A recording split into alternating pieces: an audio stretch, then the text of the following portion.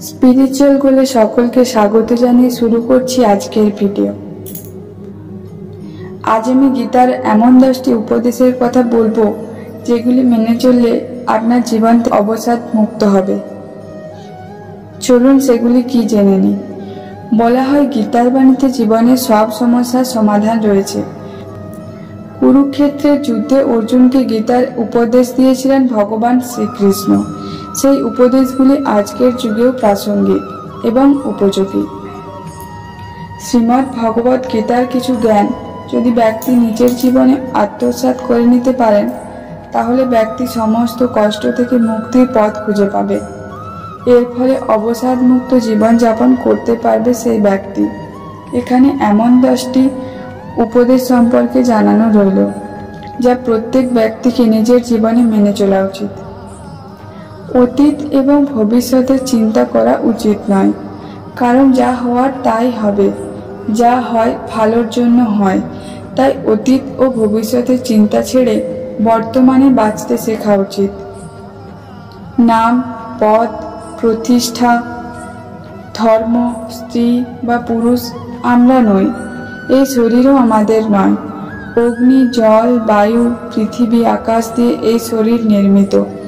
অবশেষে এই পঞ্চভূতেই বিলীন হবে আমাদের শরীর, কিন্তু আত্মা স্থির। আমরা আত্মা। আত্মা কখনো মরে না। আত্মার জন্ম বা মৃত্যু হয় না। আত্মভাবে থাকাই মুক্তি। সমস্ত কিছুই পরিবর্তনশীল।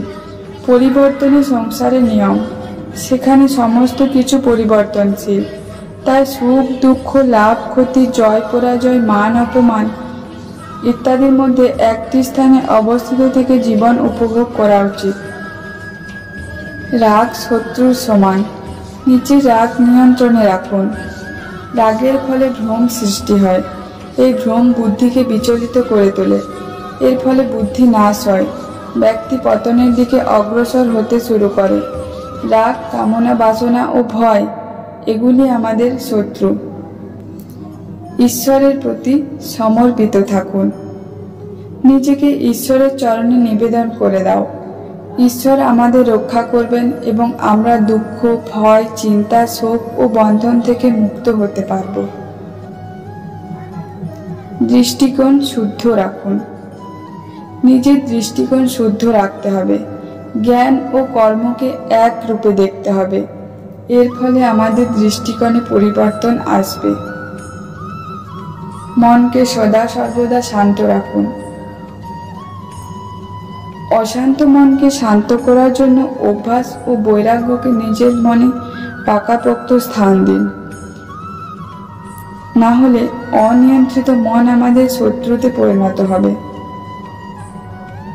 কোনো কাজ করার আগে অবশ্যই বিচার করুন।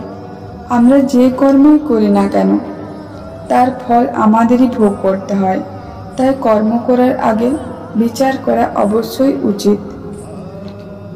নিজের কাজ করুন। অন্য কারো কাজ পূর্ণ করার চেয়ে ভালো নিজের কাজ নিজে করুন। অপূর্ণ হলেও ব্যক্তিকে নিজের কাজ নিজেই করা উচিত। মমত্বকে জীবিত রাখুন।